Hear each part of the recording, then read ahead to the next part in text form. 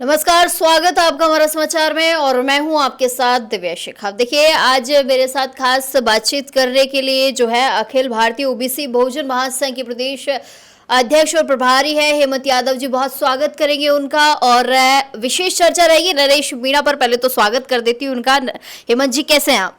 जी मैं बढ़िया हूँ। मैं भी पहले तो हमारा समाचार का बहुत आभारी हूँ कि हम दबे कुचले वंचित लोगों की आवाज़ हमारा समाचार उठाता रहता है, तो मैं विशेष रूप से आपका आभार व्यक्त करता हूँ। धन्यवाद हेमंत जी। मैंने सुना है कि आपने नरेश मीणा जी को समर्थन दे दिया है, तो थोड़ा मुझे बताएंगे कि क्या वजह रही और क्या कुछ नरेश जी ने कहा जब आप लोगों ने समर्थन दिया? देखिए, सबसे पहले तो क्या उनके स्वास्थ्य के बारे में हमने जानकारी ली थी, और क्योंकि जो हमारे संगठन के राष्ट्रीय अध्यक्ष हैं वो काफ़ी समय से नरेश जी के हाल चाल लेना चाह रहे थे। उनकी मैंने बात भी कराई वीडियो कॉल पे। और जो देखिए, बीजेपी सरकार जिस तरह से दमन करना चाहती है एक आदिवासी नेता का, तो ये बहुत दुर्भाग्यपूर्ण है। और नरेश मीणा इसमें जो कुछ उनकी मांगे हैं बहुत जायज़ मांगे हैं, तो आज हमने हमारे संगठन की तरफ से उनको समर्थन भी दिया और कहा है कि हम उन मांगों के साथ बहुत मजबूती से खड़े हुए हैं। अच्छा, एक बात बताइए आप यादव साहब, जब नरेश जी के पास पहुंचे तो जहां तक मुझे जितना आइडिया है मौन व्रत किया हुआ है उन्होंने, तो बात करने की कोशिश की उन्होंने या कैसे ये इशारों में समझा, क्या कुछ रहा? हाँ, ये सही सवाल आपने पूछा, वरना आपके जो दर्शक थे, श्रोता थे, वो थोड़ा सा कंफ्यूज हो जाता है। उन्होंने लिख के जवाब दिया, हाँ, हर एक सवाल का। और मैं तकरीबन उनसे 20 मिनट चर्चा करके आया हूँ। तो उन्होंने बताया कि ये जो सरकार है, सरकार के जो बड़े जो मुख्यमंत्री जो कैबिनेट मंत्री हैं वो नहीं चाहते कि ये आवाज़ देश के सामने आए। और ये जो, क्योंकि ये जो बीजेपी का जो चाल चरित्र चेहरा रहा है वो एक तरह से दलित विरोधी रहा है, आदिवासी विरोधी रहा है, पिछड़ा विरोधी रहा है। तो साफ तौर पे हम लोगों का ये मानना है कि कहीं ना कहीं एक राष्ट्रीय नेता बनने से रोका जा रहा है नरेश मीणा को। नरेश मीणा जी जब धरने पर बैठे थे तो ऐसा लगा था कि नरेश मीणा जी का समर्थन करने के लिए हर कोई नेता आएगा। हुआ क्या कि राजेंद्र गुड़ा जी ही उनका साथ देने के लिए पहुंचे। क्या ऐसी कमी थी? क्या तो नरेश जी की कोई कमी रही होगी कि कोई उनका साथ देने नहीं पहुंचा, या नेताओं में कोई खुन्नस रही होगी कि नरेश जी को पनपने नहीं देना चाहते हैं वो? देखिए, इसका जो कारण जो हमें समझ में आ रहा है वो एक कारण है कि क्योंकि आज नरेश मीणा राजस्थान का नहीं, देश का एक लोकप्रिय चेहरा बन चुका है। तो ऐसे में सब लोगों को असुरक्षा सता रही है कि कहीं ये हमसे बड़ा नाम राजस्थान में ना बन जाए। लेकिन एक बात तय है कि आज राजस्थान में नरेश मीणा संघर्ष का दूसरा पर्याय बन चुके हैं।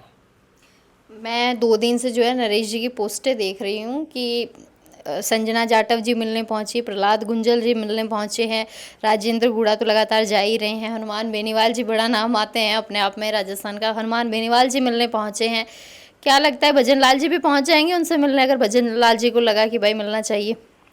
नहीं नहीं, ऐसी उम्मीद हम लोगों को तो नहीं है, क्योंकि आप देखिए किस तरह से एक युवा को सताया जा रहा है।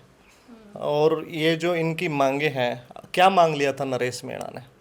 एक जो आदिवासी बच्चे थे उनके न्याय की मांग थी, क्या गलत मांग लिया था? तो निश्चित रूप से सरकार को ये मांगे शीघ्र मांग लेनी चाहिए, और ना ये देश में नहीं प्रदेश में बहुत बड़ा आंदोलन होगा। कई नेताओं का कहना है कि 12-13 लाख रुपए देकर जो है परिजनों को बहलाने की कोशिश की है, एक छोटा सा झुंझुना देने की कोशिश की है राजस्थान सरकार ने। कम से कम 1 करोड़ रुपए जो है मुआवजे के रूप में देना चाहिए था राजस्थान सरकार को। कितना सहमत है इस बात से? नहीं नहीं, बिल्कुल सहमत हैं। आप देखिए कि प्रदेश की साख और कितनी सरकार की किरकिरी हो रही है इससे। वो जो बकरियों वाला मामला है वो जो है कि राजस्थान पे लोग हंस रहे हैं कि सरकार ने बकरियां पकड़ा दी। बकरियां तो पूरे जयपुर में घूम गई हैं, बकरियां अभी सोच रही होंगी हमने जयपुर टूर कर लिया। हाँ जी, बिल्कुल बिल्कुल। क्या लगता है नरेश मीणा जी का अगर भविष्य देखा जाए तो क्या भविष्य होगा? क्या नरेश मीणा जिस तरीके से धरना स्थगित हो गया, टेंट वेंट सब हटा दिया है, मैं खुद वहां पर मौजूद थी, क्या लगता है कि नरेश मीणा वापस से जो है धरना स्थल पर आएंगे, धरना देंगे, या कोई बड़ा नेता उनका साथ देगा? लगता है कुछ ऐसा? देखिए मैडम, जिस तरह से लोगों में जो लोगों में जो संदेश गया है नरेश मीणा को लेके, उससे ये साफ स्पष्ट हो गया कि नरेश मीणा राजस्थान के बहुत बड़े नाम बन गए हैं। तो ये मान के चलना कि आने वाला समय नरेश मीणा का होगा। आप लोग समर्थन क्यों देने पहुंचे, अगर मैं आप लोगों से पूछूं तो? देखिए, मैं दबे कुचले लोगों की जो जिसमें आप जैसे हमारे संगठन के बारे में बताया, तो इसमें बहुजन हमने जोड़ा हुआ है। तो हम आदिवासी, दलित, पिछड़े वर्ग के जो लोग होते हैं उनकी हम जो है कि उनका समर्थन करने हर जगह जाते हैं। एक सवाल तो मैं यहाँ पूछना बनता है मेरा। नरेश जी 8 महीने जेल रहकर आ गए, 42 दिन वो जेल रहकर आ गए, और अभी कितने दिनों तक जो है धरने पर बैठ रहे। तब क्यों नहीं आई आप लोग, तब आगे क्यों नहीं आए, तब आप लोगों ने क्यों नहीं सोचा कि एक आदिवासी क्षेत्र से अब या जो आदिवासियों के लिए एक आदमी खड़ा है तो मुझे हम लोगों को सपोर्ट करना चाहिए।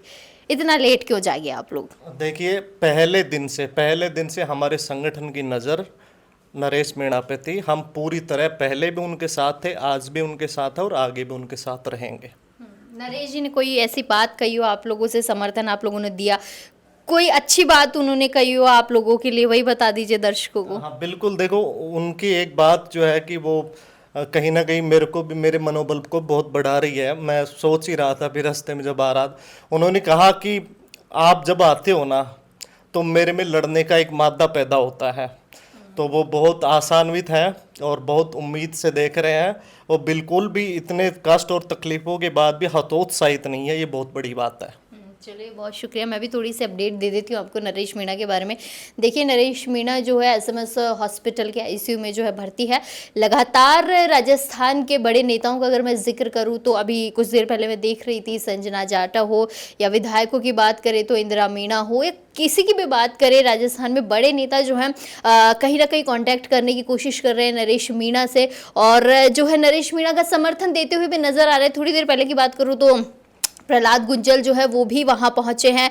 कई नेता ऐसे हैं जो खुलकर आ रहे हैं नरेश मीणा का सपोर्ट करने के लिए। लेकिन अब देखने वाला विषय रहेगा कि जिन बकरियों को लेकर नरेश मीणा जयपुर में आए थे, क्या उन्हीं बकरियों का के साथ जो है सीएम आवास का घेराव करेंगे या अपनी बात रखेंगे, क्योंकि फिलहाल तो जो है उन्होंने अन्न का भी त्याग कर रखा है और मौन व्रत भी कर रखा है। लेकिन आप स्टे ट्यून रहिएगा, क्योंकि नरेश मीणा से रिलेटेड हर खबर जो है आपको हम देते रहेंगे हमारा समाचार पे।